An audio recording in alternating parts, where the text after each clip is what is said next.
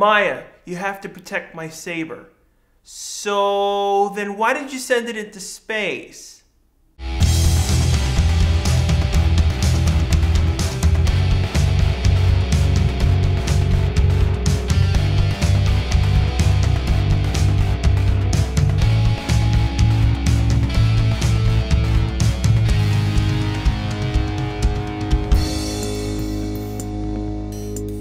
Hi everyone and welcome to Ranger Rant. As always, I'm Archer9234. Today I'll be discussing episode 32 of Lost Galaxy, Protect the Quasar Saber. Now after the total shock from the previous episode, people were awaiting who would have replaced Kendricks in the series. The writers were in a real bind. You're replacing someone who people liked. It could have gone any direction. The show's ratings could have been badly affected. But luckily the writers decided to use someone already part of the series, Karone. I personally thought this was a really good idea they had. There was this huge backlash at the beginning of Lost Galaxy when the universe was basically reset and no longer had a connection to the past seasons. With Karone part of the team, Lost Galaxy still had a connection from the Zordon era. Now the episode is adapted mainly from episode 44 of Ginga Man, but its main story is American made since Ginga Man didn't have to deal with an actor leaving. Only the monster suits and the Zord fight were used. Ginga Man's original story dealt with the tank monster trying to give a special extract to the Earth beasts. Also, the red monster used in Deviant's plan was taken from episode 12. I personally think this episode is one of the best episodes LG has done for the season, but it did have some glaring problems that can't be ignored. The episode starts with Maya having an intense dream where she sees Kendricks as a ghost. This is where fans finally got cemented that she was truly dead and gone into the afterlife. She even says, "I'm in a beautiful place." Now Kendricks is telling Maya that they need to find and protect her saber. It was taken by some bad guys. Then why was the saber flying into space? If you wanted it to be protected, it should have remained in the hands of the team. This is an example of the writers running into a roadblock. They needed to figure out how to get Karone into the story, so the saber flies off into space. Another question that popped up when I watched this episode, why didn't it just go back to Miranoi? The saber just randomly lands on some planet and got stolen. It made no sense. If I was writing the episode, I would have planned it out a better story. I would have had a few scenes showing the Rangers attempting to form the Megazord and use the lights of Orion, both failing because they don't have a pink Ranger. This is where Kendricks would come in, tell the team to go search for the new Ranger, then the saber flies off and they lose it. It already choosing Karone. This would then explain why it lands on a random planet. Then the episode follows normally. This would have avoided the whole awkward saber flying off for no reason at all. Thanks to Kendrick's help, Maya wakes everyone up and they begin their hunt for the saber. I did like that Damon was in his pajamas. I like it when PR throws in small jokes like this, but the series does tend to go overboard with others. I really didn't like it, a lot of jokes in Ninja Storm with Lothor. As the Rangers leave Terra Venture, Trakina spots them leaving and they too go after the pink saber. I got pissed that Trakina didn't take advantage of the Rangers leaving and go after the city. This would have allowed Mike to have been used in the story and even make the episode long enough for a two-parter. I hate it when 6 Rangers get ignored for no reason. Eventually the Rangers finally reach the planet where the saber first landed on and confronts the little guy that took it. This is a rare scene done in Power Rangers. It's the closest we can get to see the Rangers being bad. Leo and Maya basically threatens the guy with their swords.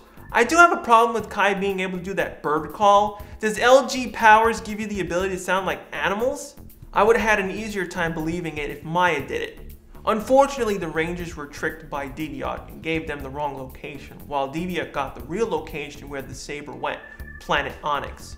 When they got there, we saw the saber was in this alien auction house. Fans will recognize this place. It's the same saloon set Trakina met Villamax and Kegler. When the saber finally got on the stage, everyone gasped and went nuts. I was like, does everyone in the universe know about the Quasar Sabers but Earth? I did like the Piranhatron nod, but their eyes had the holes in them. The original suits didn't have that. Now here comes the big reintroduction, Astronema. I was thrown off at first. We all know what happened at the end of Space. I really thought she had gotten brainwashed again. But luckily enough, we found out that Karone was doing this as a form of redemption to what she did to Earth and the Rangers. Luckily, she stole the saber from the auction and prevented Trakina from getting it. Now let me talk about Melody Perkins for a bit. She's a fine actress, but I always thought she was being wasted as Astronema. She was okay, but a lot of times Astronema couldn't really do much in the series, so she ended up feeling very stiff. But when she loses the wig and plays Karone, I actually wish this came as a thing for the series. The one thing I never really liked in Super Sentai was that the seasons basically are self-contained and there's no real interaction to past seasons, minus the first movies and specials, of course. I wish Power Rangers would have continued this bring back someone from a past season as either a new Ranger or mentor. I always wanted Trikina to actually be turned into good. Amy Miller was excellent once she took over for Scorpius, and I always felt she was wasted when she died at the end of LG. And no, I don't care about the Lightspeed team-up. It would have been interesting if she survived and was used in some fashion in Lightspeed, like end up playing the Yellow Ranger, for example. That way, we have this small continuing thread that links all the seasons together. Thanks to Villamax, Deviant, and Trikina, the Rangers are separated and can't protect the Pink Saber. Trikina gets the upper hand on Karone and she's forced onto a cliff edge. I really like this moment. It shows real danger to Karone and how evil Trikina can be. I also love the way it was filmed. The director tried to make it feel like a mini movie of some sorts.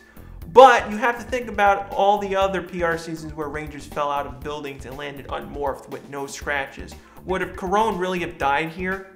Luckily, at the last minute, Kendricks literally became Karone's angel, saved her life, and handed over the Transmorpher. While simple, I thought the passing the baton moment they did in this episode was one of the best PR has done. Most of the cast transitions just plain out sucked. We had the whole screwed up issue with Jason, Trini, and Zach, horribly sounding voices, blocked faces, and reused footage. Then Aisha's actress never getting a proper goodbye. Her kid version had to do the goodbye. I don't care a bit about the kid. Then the total waste story of the Turbos team changed. Divatox plants a detonator, and another one, and another one. The only one I really liked was Kim's departure. That was handled over so many episodes and Cat's buildup was done very well. It seems only Pink Rangers get love. Getting the Quasar Saber back from Trikina, Karone finally morphs into the new Pink Ranger. A quick freeze frame moment, look under the morpher, you can see the Bandai warning sticker. They used to put these on the morpher toys. This allows the team to finally be able to use the Lights of Orion. Although this rule was ignored in a few episodes later, mainly the finale. I have to also commend on how good the US effects team did the Lights finisher effects. Since the red monster was taken from episode 12, they didn't have the Lights of Ginga at that point, so LG had to do the effect. Now, on the day of the dumpster review, I commented on that I hate when Rangers always know what to say or know the hand gestures to do things. So it was a nice, fun, real moment when Karone had problems calling the Galactabeast, even though she knew how to activate the Lights of Orion in the scene before. I also wish they gave us a small beat with the Cat Galactazord where it looked down at Karone, thinking, was she worthy or not? It could have been done. The US team has done other beast shots before. After the Rangers easily defeat the tank monster, we see Karone is going to share rooms with Maya. Kai with the rest of the guys share in a special feast welcoming her to Televenture. Too bad this was the only time Mike is in the episode. I always wondered if they ever got Karone into the ship's database or kept her as a secret. Leo had that same issue too. Overall, I have to give this episode a 4 out of 5. I really like this one. Karone was a real good call to replace Kendricks. If the show had used a new person, it may have not worked. Plus, it gave Melody Perkins a new character to do. No longer being the enemy only, we even got some good moments for Trikina. She wasn't just yelling out orders, she went there and fought herself. I never liked it when the main baddie doesn't do anything themselves. I hated that Zed almost never fought the Rangers. But I did hate that Mike was ignored. It could have been a good subplot to the episode. The series did need more Mike-centric episodes, and I can't forgive the Quasar Saber just randomly flying off, then landing on a planet that isn't Miranoi. Now that you heard my thoughts on this episode, here are some of yours.